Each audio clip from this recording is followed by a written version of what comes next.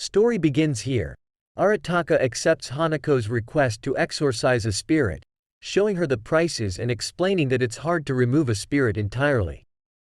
Her boyfriend Taro suspects Arataka is a fraud and doesn't believe he is a real psychic. Reaching Hanako's place, a spirit shows up, shocking everyone, and Arataka tries to use salt on him. But it has no effect as it is ordinary store-bought salt. Arataka then decides to call his secret weapon, his student Mob, who comes in and defeats the spirit with ease. Later Arataka pays Mob, who wonders why Arataka called him for such weak spirits, but Arataka tries to explain he is too powerful and would melt everything. Mob eats dinner with his family, where he bends a spoon unconsciously, and his mother tells him that if he keeps bending them, they will replace them with his allowance. The next day, Mob goes to school, where he sees Sabomi, the girl he likes.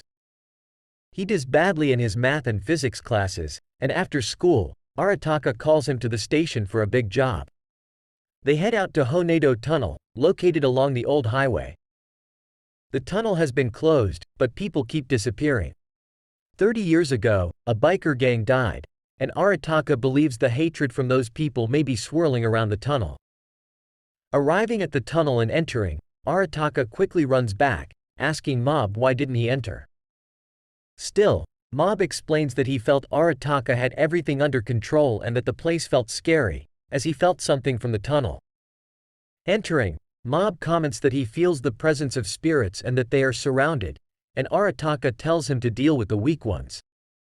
Arataka then runs into a big spirit, mistaking him for a wrestler, but it is the boss of the biker gang.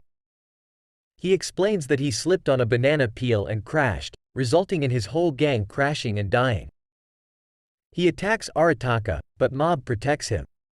Arataka hits him with salt in his fist, but Boss doesn't feel anything. Mob then starts melting Boss, who asks them to stop, saying they were forced to attack people.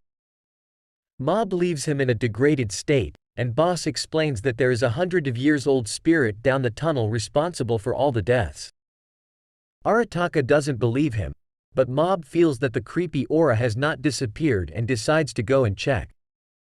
He faces a more prominent and vital spirit, who eats him, but using his psychic powers. Mob melts him from the inside. Mob returns to Arataka and Boss, commenting that the spirit wasn't that powerful. He gives a photo of Boss's gang to Boss, making him cry and allowing him to pass on peacefully. Heading home, Mob asks Arataka why he didn't do anything in the tunnel, and Arataka, shocked, explains that he told him he was leaving the weak spirits to him. Thanks for watching part 1. Future parts will be pinged as a comment below.